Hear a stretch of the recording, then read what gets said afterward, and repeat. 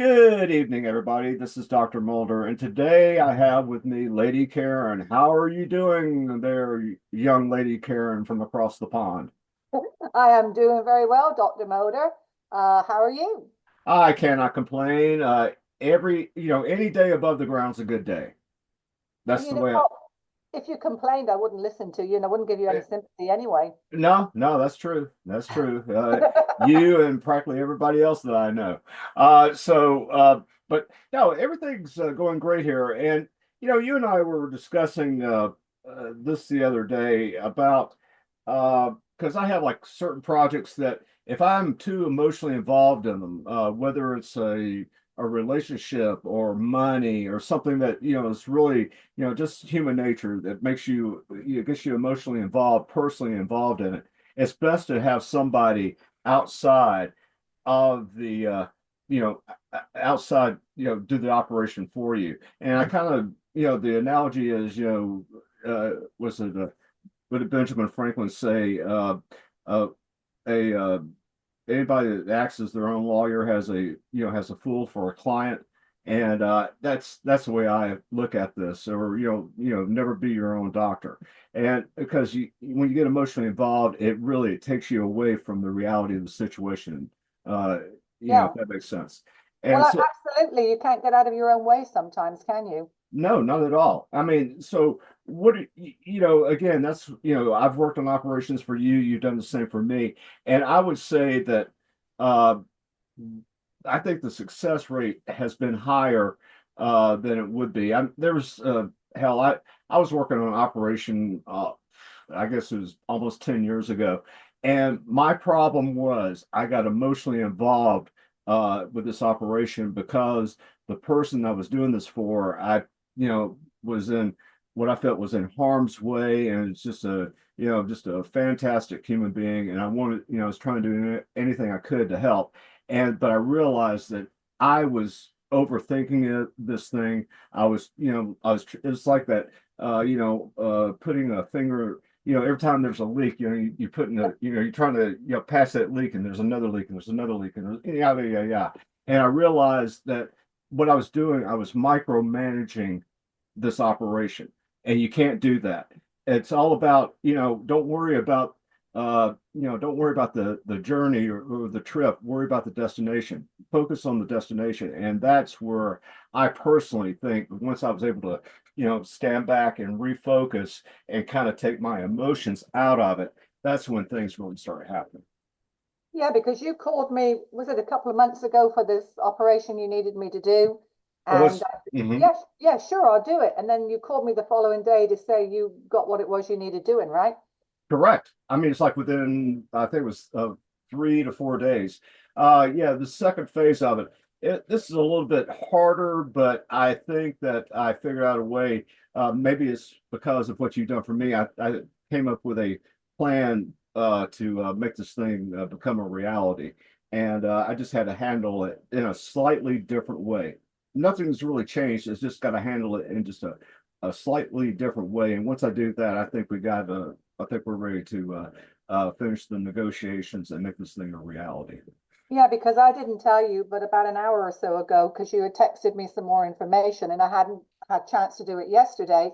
And sometimes I sit back and I kind of wait for something to come to me. Like, if I go in and say, oh, I'll do this right away, it's like, no, it's not the right time. So anyway, after we got off the phone this morning, I went into my lab and had a great idea of how to change it. And I'll let you know after the show Hmm. because it is very personal and private, right? And Well, yeah. yeah, and Hmm. I changed it up, so it'll be very interesting, for feedback to see in the next, few days what happens, and I'll let you know afterwards what I did to change it. Oh, So, well, yeah, well, thank you. But yeah, again, I think a lot of people, you know, it's always the most common things that people wish for that they seem to be most emotionally attached to. And one of them is it's like 80-20 rule. 80% of the people out there buy these machines for the same reason. They want, well, it's three reasons basically. They want to get paid, they want to get laid, and they and they want justice.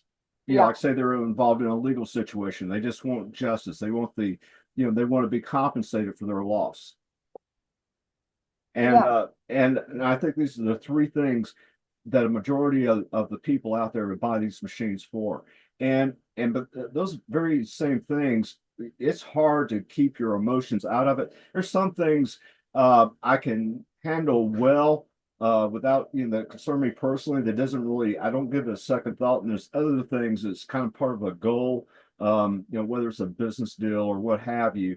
It's part of a goal that I I'm kind of I do get emotionally involved in my business because it's a part of me. It's my baby. I built this out of nothing, and I've developed it, and that's where I'm at today. You know, and And so you're the same way. You're an entrepreneur. yeah, You know exactly how I feel. I mean, a few times. I mean, if you remember, I think was it 2 or 3 years ago? I was selling a business by the coast, and a hurricane was heading that way. And I probably mentioned this on the show before. And I had to call a friend of mine, even though I have great, radionics machines.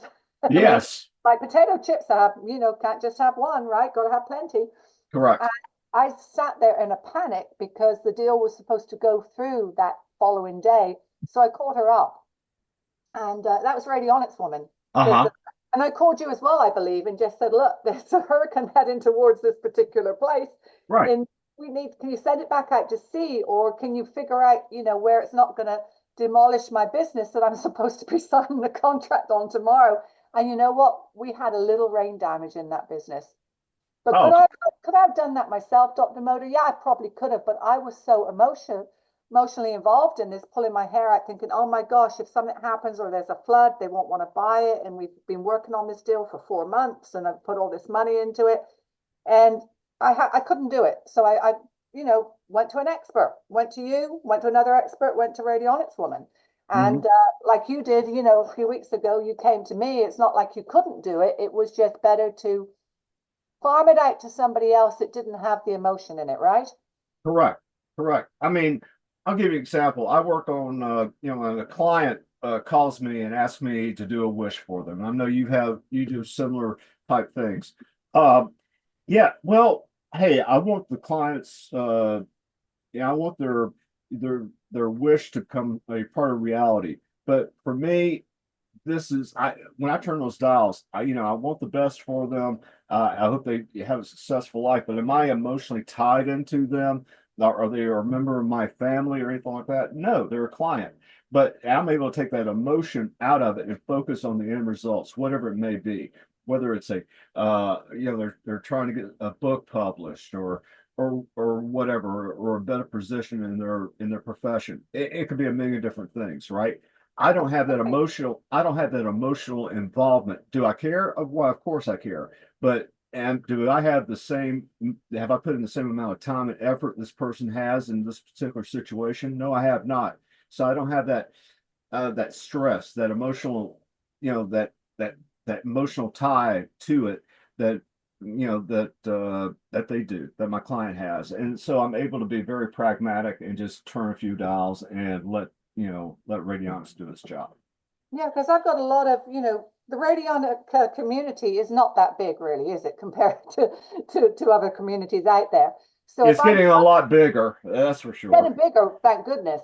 But if I have a problem or I'm not sure about something, I'll pick up the phone. Hey, Dr. Motor, let's talk about this. Or my friend in Texas, or other radionics acquaintances and colleagues that I have. And one of the things is, don't think that, oh my gosh, I failed because I can't do this and I need to ask somebody to help me, or I need to pay somebody to do something for me. Hmm. Because you know what, it's kind of like you say, well, go into a doctor or go into a gym. Let's just say, okay, I'm going to start going to a gym, but I've never used gym equipment. But I'm going to go Hmm. in there and start using this equipment. I'm going to get hurt, or I'm going to look stupid. I don't know what to do. So what am I going to do? I'm going to pay for maybe a coach to come in and show me how to use the equipment, right? Right. I'm going to ride a horse. I'm not just going to get up to the horse and get on it and just ride off into the sunset, happy trails. I'm going to pay for a trainer or an instructor to teach me how to ride the horse. So, we were talking about this earlier. It's like how many people, buy their machines, boxes, devices, whatever you want to call them, and they take them, they get them in the mail and they open them up and they use them a few times, they put them away, and they don't practice. Or they say, oh, well, when I need something, I'll get it out again. Well, if you don't keep using something, like if you play the piano, if you go for, a year and you don't play, you're a little rusty. And really, radionics and using your brain is using a muscle, right? You're Right. using your power as a muscle, because you've said so many times that the magic is you. If you don't practice it, you're not going to be good at it. So if you haven't used a device before and you try for like 2, 3 weeks and nothing happens, practice makes perfect, right, Dr. Moder? Do you want to uh, embellish on that for us? Sure, sure. You're absolutely correct. When I first started doing this stuff, did I know what the hell I was doing? No. All I was doing, I was just reading um, Charles Casamano's books, Elementary Psionics. That was the first thing that got me uh, that I really had what I considered more a very in-depth uh, view of how to do certain things. And once I was able to start practicing on these things, I mean, I was getting better and better. I was getting that stick every time. Whenever I start turning a few dials, things would happen that normally would not happen. And I started developing, bigger and better machines than than the first one I built. And and just kind of taking a little bit from column A, a little bit from column B, taking the best ideas that I could find, and and taking these ideas and incorporating them into one device, and just tweaking and tuning and whatever to develop it to what I have today.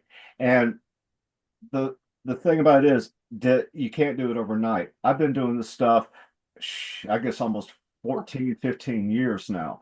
And for whatever reason, it just it felt right. It was like a Beethoven and a piano. He could immediately pick up everything. He knew how to play it. He knew what to do next. He could see everything in his mind what he had to do. But am I that talented? Hell no. But it took time, and you just can't expect anything overnight. But for the most part, I've had people. They're just it's like a duck in water. I mean, it's just a natural thing for them. They've never worked with radionics before or done anything like this before. They'll take a machine and start tuning it, and I mean, their entire world has changed forever. And I mean, and you have other people that, hey, I can't get the stick or whatever, Yeah, and that goes back to what you were saying about the coaching.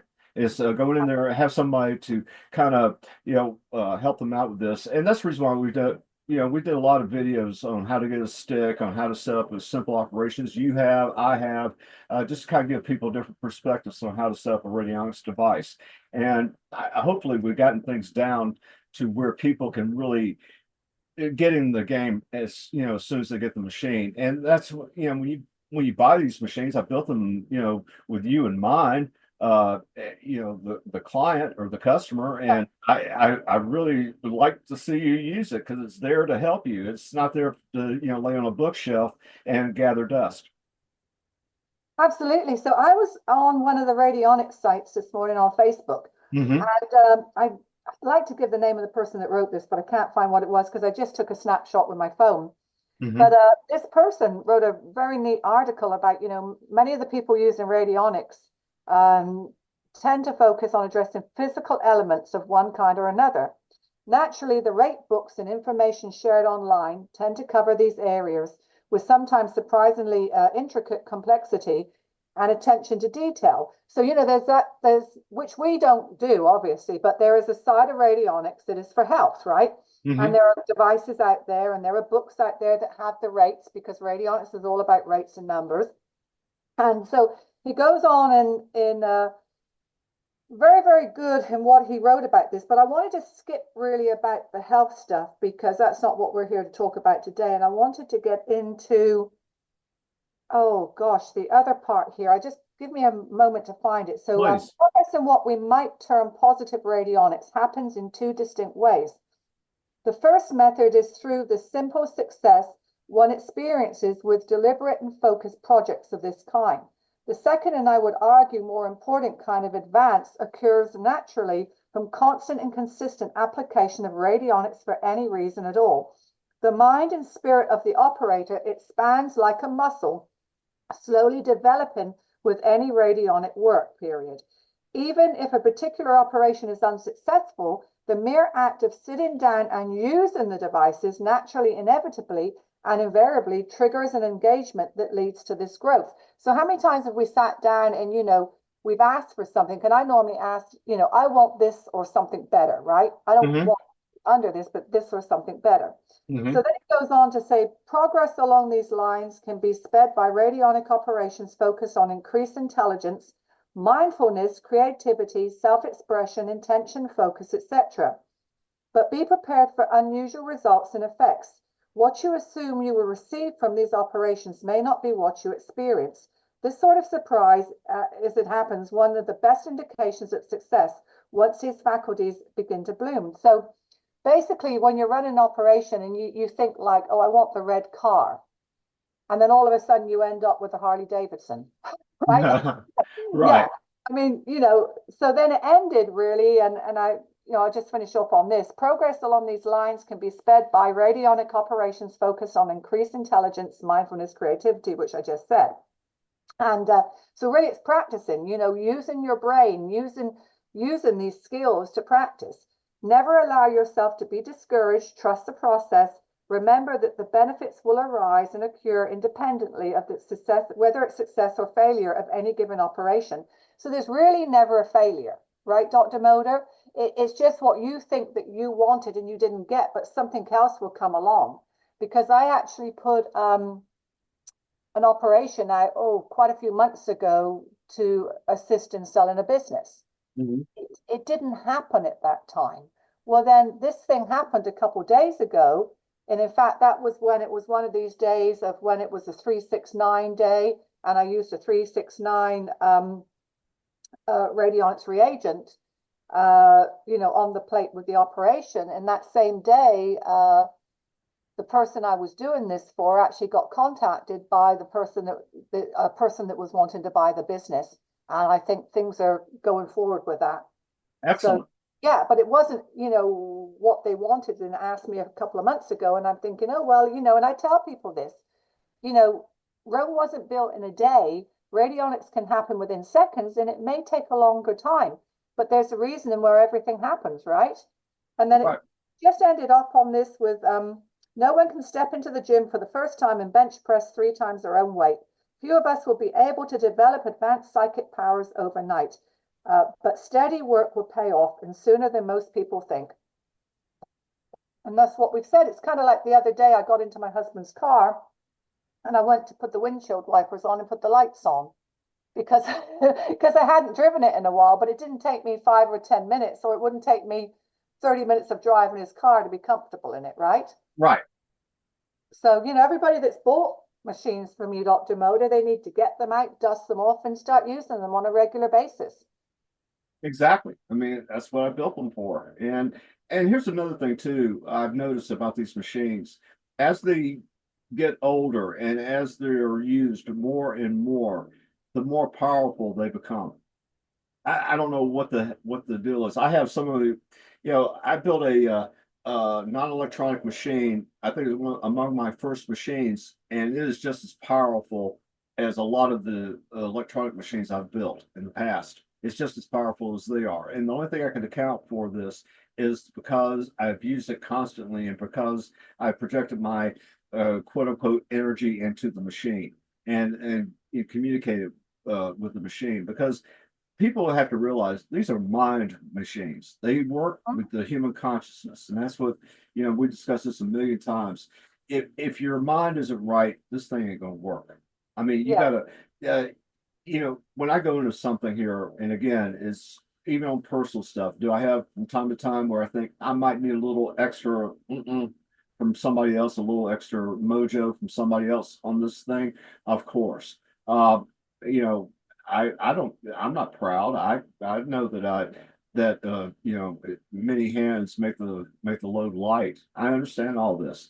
And so with that said, I mean it's just a matter of focusing. It's just a matter of keeping, just keeping, uh, just concentrate on the destination, not the journey. I mean, I know that's hard to do for for it's hard to do for me sometimes, but if you can go in with that mindset and just have a clarity of that focus. And here's another thing too. I keep telling people you don't have to focus that long. I mean, I have the attention span of a goldfish, and hell, I can do these things. It takes me maybe 15, 30 seconds to tune a machine.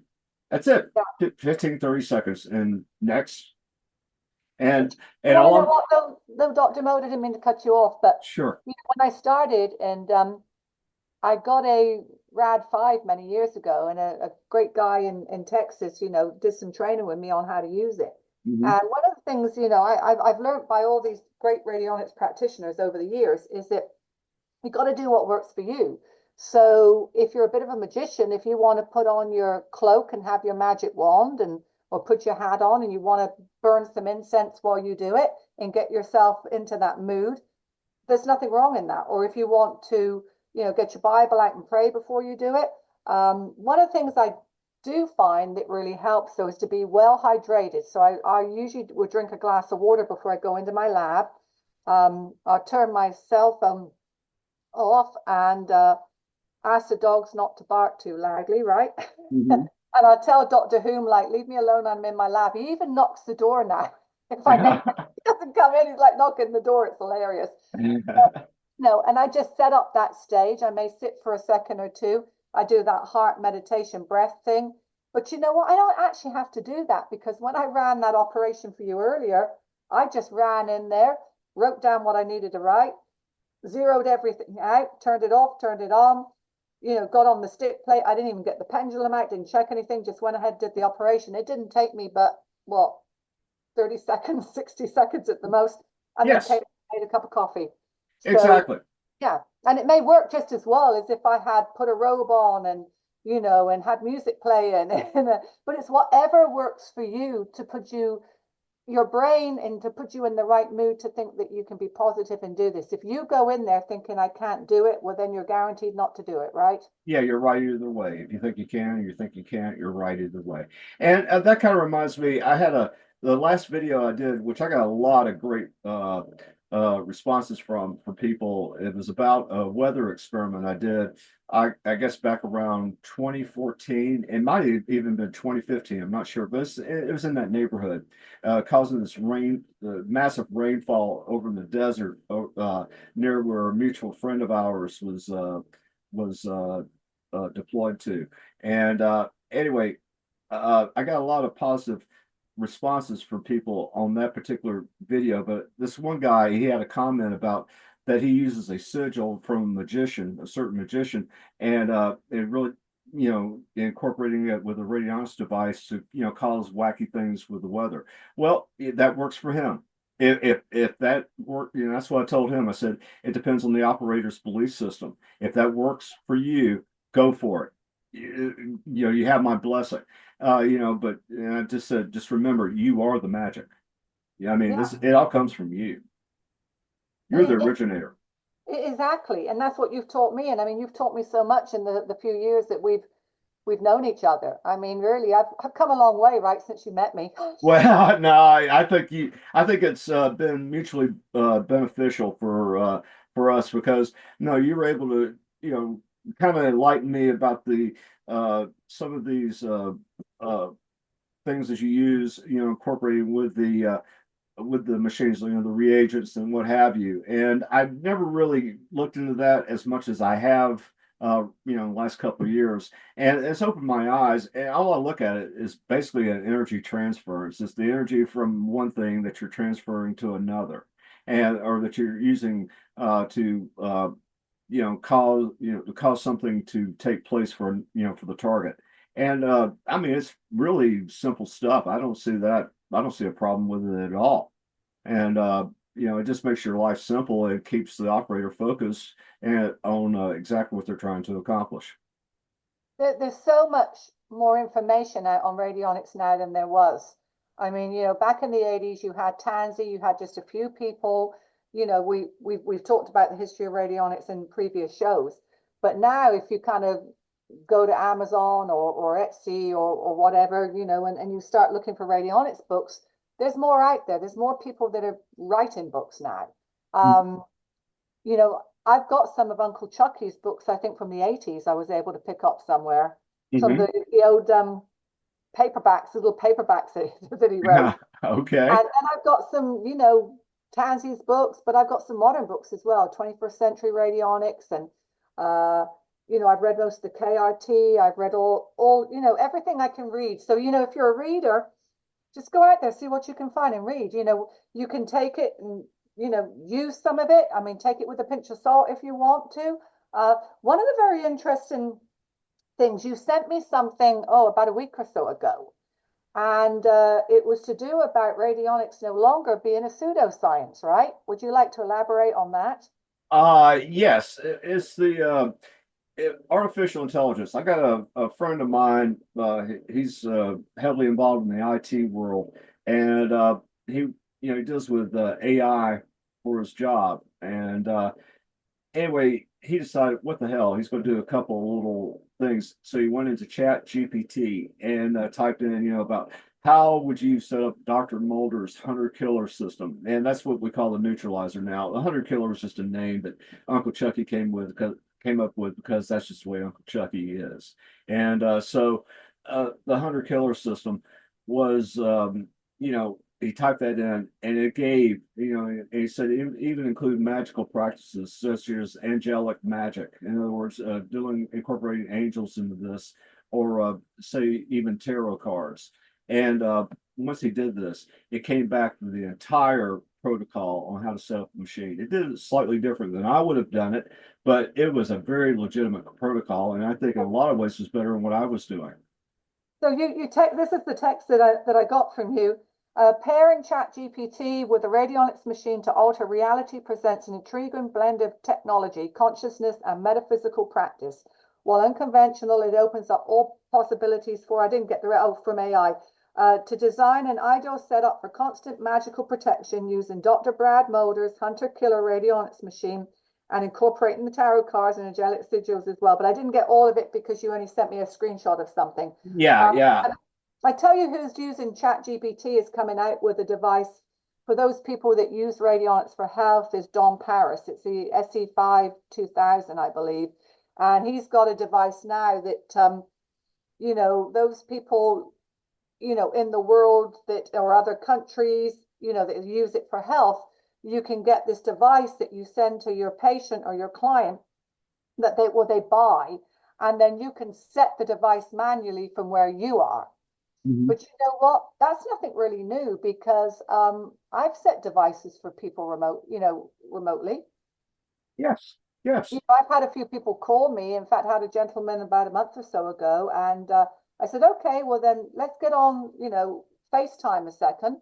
And I sat there with the pendulum, and he was there with his one of the boxes he got from you. I think it was the newer one that he got actually, and he wasn't sure he was getting the stick. So I could either use a radionics box at the same time as him, or I could use the pendulum. This particular time, I just got my pendulum out, and then every time I felt the stick on that, I told him stick, and he started feeling the stick.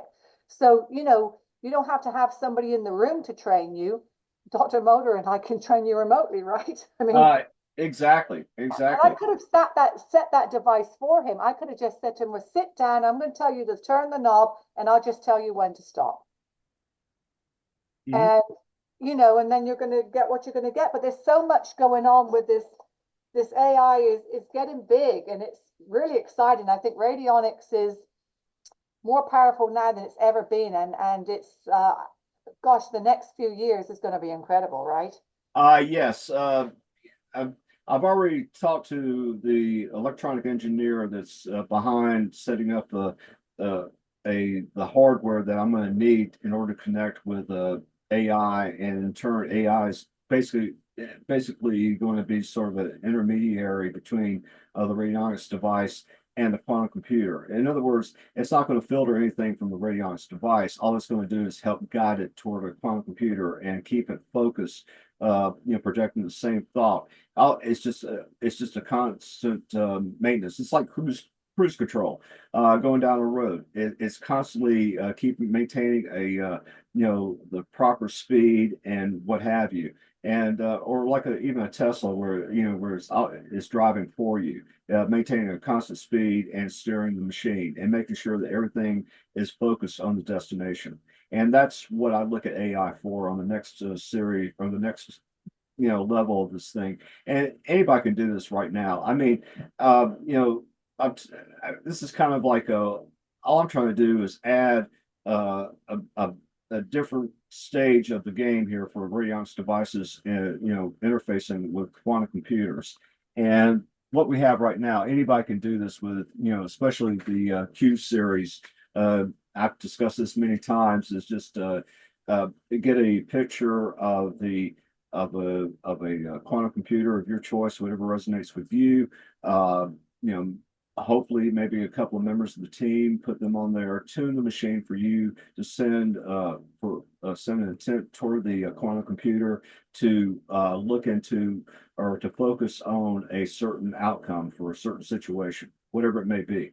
And just let the quantum computer keep focusing that toward the quantum computer, and it will basically be working in conjunction with a radionics device. I kind of look at it as a rocket engine added to what we have right now. That's really exciting. I mean, that's just blows your socks off when you think we didn't even have a clue of anything like this 10 years ago, right? Not at all. I didn't, I can't, right. I haven't seen anybody out there is doing this.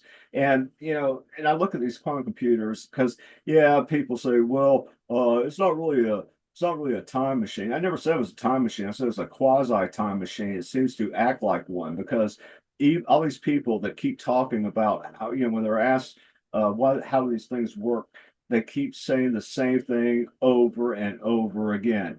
We exploit the resources of other dimensions. I hear this from Google. I heard this from Yep. Gordy Rose up in D-Wave. It's like the largest quantum computer manufacturer in the world. They're saying the same damn thing over and over again. And you got Elon Musk, which I think is a freaking genius. And that guy, when he was asked, okay, are we in a base reality? He said, oh, the odds of us being a virtual reality compared to a base is like 1,000,000,000 to 1. In other words, he does not, even Elon Musk believes that we are living in a virtual reality. Yeah. Yeah. It's, when I grew up, I never had any idea of any of this. And, my poor parents now, they've been, deceased for a few years, but I'm thinking, gosh, what would my mother and father think if they were to come back, and see how things have changed. Oh yes, Yeah. and because of radionics, I've changed my entire viewpoint on a lot of things, and it really came about. I think when things really started changing was like 5 or 6 years ago, and I think it's because of constant use and surrounded by radionics devices. I've gotten to the point now where I'm starting, where I was starting to question what the hell is reality? What am I? How these things work? I mean, I understand the observation, the observer effect. I understand, the double slit experiment, all that stuff. Yeah, I get all that. But, you know, why do these machines work? And what are the capabilities of them? And I realized the only way that physical things can change, especially like with the Mandela effect, that's what really got me. But the reason why that was happening is because we live in a virtual reality that can be easily changed. And for whatever reason, there's a percentage of the population that shares the memory of another reality. And I and for what as to why they do that, I don't know. I think this is a question for Dr. Hoon. I was Uh, just gonna say that. I think that we should have you come visit. We will be back and in our home in a couple of weeks. So we should have you come down and visit, and then you and him can get together and maybe pop this on a radio show while you're here. I think that'd be perfect. This is a gentleman I really want to interview this guy because I mean he has some fascinating stories, and hopefully he'll tell some of them about some of the people that he's had to deal with in his profession. And I want to go back and forth with him on this stuff, And I think I'd like to get his viewpoint on where consciousness resides and how in the hell does consciousness work with the brain to make things happen. And what is